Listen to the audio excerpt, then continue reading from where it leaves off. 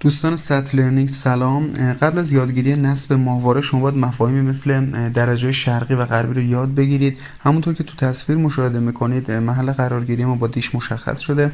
عدد 1 مدار 0 درجه است و در واقع شرق و غرب رو از هم جدا میکنه. ماهواره های سمت چپ عدد 1 ماهواره های شرقی ما هستن. ماهواره های سمت راست عدد 1 ماهواره های غربی ما هستن. به عنوان مثال یکی از مهمترین ماهواره های شرقی ما ماهواره هاتبرت است که با عدد 3 تو 13 درجه شرقی مشخص شده و ماهواره ترکست که با عدد 5 تو 42 درجه شرقی قرار داره.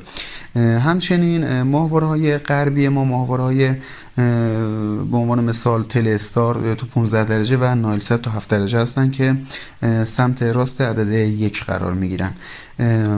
علامت اختصاری شرقی و علامت اختصاری غرب W هستن. مرسی.